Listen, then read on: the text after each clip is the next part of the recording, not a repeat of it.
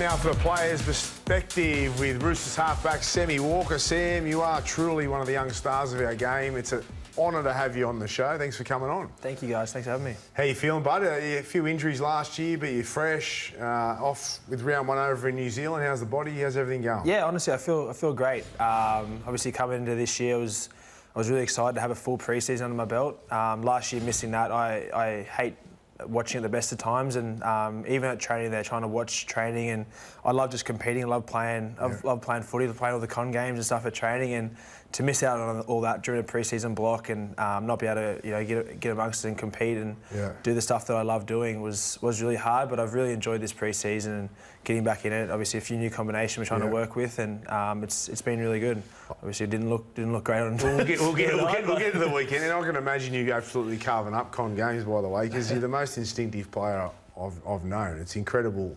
You play what you see, and you're great to watch. The weekend didn't go to plan. Why is that? Well, we're not the best round one team. I think I've won one round one my whole career, so it hasn't been a great strength of ours for a long time. But yeah, I think we just didn't play a style of football that we have practiced for 4 months, and we went out on round one and we didn't execute what we wanted to do. And we want to play, live ball sort of style of football where we keep the ball in play, and we just had way too many stop starts. Our discipline was terrible, and that was on myself a lot there. And and we dropped the ball a lot, which is just a style that it doesn't suit us and doesn't suit any other team really. Talking about your discipline, and then you just mentioned it. Why is it? Because we saw some stats before that, and it's alarming to me that you guys are pretty poor in that area with discipline, with so much experience. Yeah, it is something we definitely discussed as well, and I think we discussed it a lot. We try really hard on trying to sort it out, but it's something that we continually need to address, and it's something that has let us down a lot of games over the last couple of years. DCE's come to the club, 37-year-old. Has he been, what has he taught you in the off-season?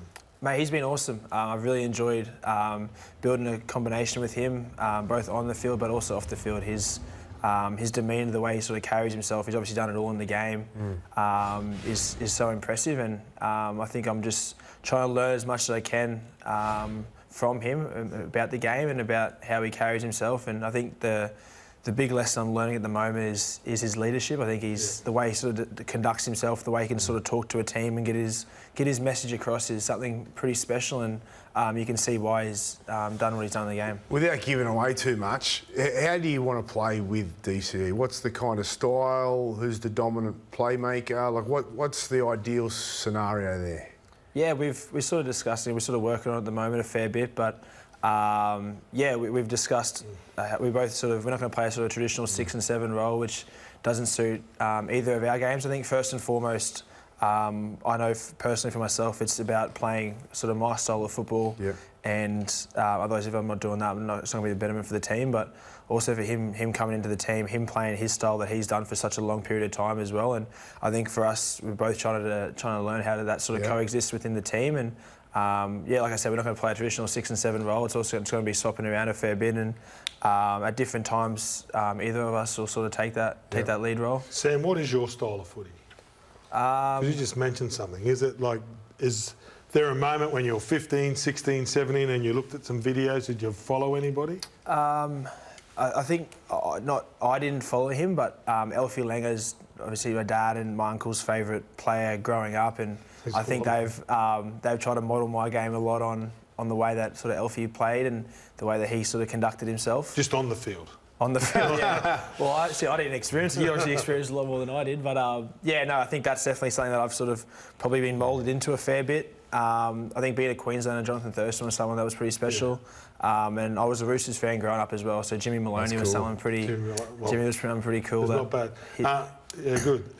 And your dad and your uncle, they're back coaching at the Western Clydesdales. Yeah, Western Clydesdales. Yeah. So they had their first game on the weekend, and they went down, but it was a pretty close sort of game there. And it's awesome to see them back coaching. It's something that I now look forward to going and watching the Queensland Cup and look at all the results. So it's something for me to follow again, and I can see a real passion back in there in the way that they are again too. What impact did they have on your career, your childhood?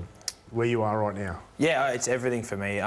Without sort of that guidance and that impact, I know I wouldn't be where I am, and it's all I guess I've really known. Ever since I was a kid, I'd train twice a week for my club team, but then I'd be training 3 or 4 times a week with men, with my dad and my uncle's team as well. So it's I was 7 days a week playing football, and if I wasn't at training or training with them, I was in the backyard with my siblings playing football as well. So it's something I've lived and breathed, and it's all I've ever wanted to do. And I continue to try and I guess make my younger self proud, that knowing that what he wanted to do. I'm sure you're making him proud. There's no doubt about that. Yeah.